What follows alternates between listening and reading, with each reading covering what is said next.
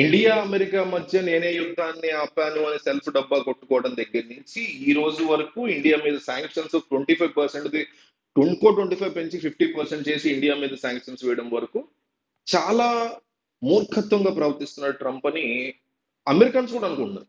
Indians పక్కన పెట్టండి. ఇండియాలో ఉన్న భారతీయులను పక్కన పెట్టండి, అమెరికాలో ఉన్న మన భారతీయులు పక్కన పెట్టండి, సొంత దేశంలో ఉన్న అమెరికన్లు ఓట్లేసి గెలిపించుకున్న అమెరికన్లు కూడా ఇంత మూర్ఖత్వంగా తయారైంటారు అనే పర్సనల్ ఫీలింగ్ లో ప్రతి ఒక్కళ్ళు ఉండిపోయారు. పుతిన్ అంటే బేసిక్ గా నాకు పర్సనల్ ఒపీనియన్ లో ట్రంప్ బాధ ఏం లేదు. ఉక్రెయిన్ మీద ప్రేమ లేదు, ఇంకోటి మీద ప్రేమ లేదు. ఉక్రెయిన్ రష్యా ఆపాలని కూడా ఏం అనుకోవట్లేదు అతను.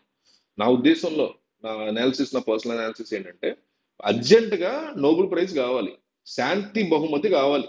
ఏది ఒబామా కూడా ఇచ్చారు, నాకెందుకు ఎవరు బొంగ అనే ఫీలింగ్ లో ఉన్నాడు.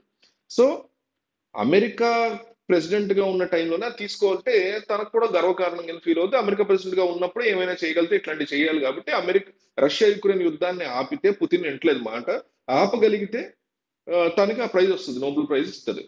ఆ, పెద్ద పెద్ద సంస్థలు ఇవి ఇస్తాయి.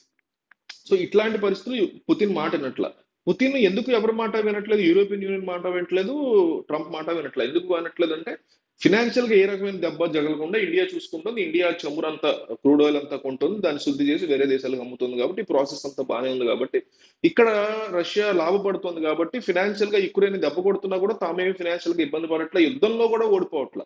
ఫినాన్షియల్ ఏదన్నా ఒక కంట్రీ వేరే కంట్రీ మీద యుద్ధం ప్రకటిస్తే ఒక కంట్రీ గెలుస్తుంది, ఆ గెలిచిన కంట్రీ కూడా ఫినాన్షియల్ గా డిజాస్టర్ లోకి వెళ్తుంది.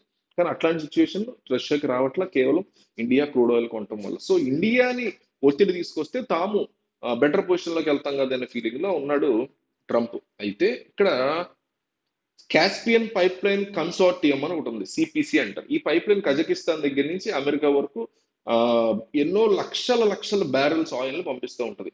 ఇది రష్యా మీదుగానే వెళ్ళాలి. కజకిస్తాన్ వయా రష్యా అమెరికాకి వెళ్తాయి ఈ crude oils. Each and everyday కొన్ని లక్షల బ్యారెల్స్ వెళ్తుంటాయి. దీన్ని కట్ చేసేటువంటి రైట్ ఒక పెద్ద దేశం, యుక్రెయిన్ లాంటి దేశం మీద యుద్ధం చేస్తున్నాడు, పైప్ లైన్ కట్ చేయడం ఎంత చిన్న పని. సో అది కట్ చేసేటువంటి ఆలోచనలో గనక పుతిన్ ఉన్నాడు అని, ఎందుకంటే ఇండియా మీద ప్రెషర్ పెడుతున్నాడు ట్రంప్. దీన్ని యాక్సెప్ట్ చెయ్యనటువంటి మోడీ పుతిన్ మీద ఈ రకమైన ప్రెషర్ పెడితే కనుక, పుతిన్ ఆ పైప్ లైన్ కట్ చేస్తే కనుక అమెరికాకి అసలు మీకు ఎనర్జీ సోర్సే ఉండదు. Crude oil energy source cut అయిపోద్ది కంప్లీట్ గా. సో ఇట్లాంటి అవకాశం చేతిలో ఉంది పుతిన్ కానీ తెలిసి కూడా ట్రంప్ ఎంత మూర్ఖపు నిర్ణయం తీసుకుంటాడా? తీసుకుని మన మీద అంటే అమెరికన్స్ ఫీలింగ్ ఇది, మన మీద ఈ రకమైనటువంటి ప్రెషర్ వచ్చేలాగా, మేము ఇబ్బంది పడేలాగా చేస్తాడా ఈ మూర్ఖుడు అంటూ అమెరికా దీని మీద అనాలిసిస్ లో డిస్కషన్స్ ఇవన్నీ కూడా జరుగుతున్నాయి. సో దీని మీద మీ అభిప్రాయం ఏంటి, మీరేమనుకుంటున్నారు అనేది కంపల్సరీ కామెంట్ చేయండి.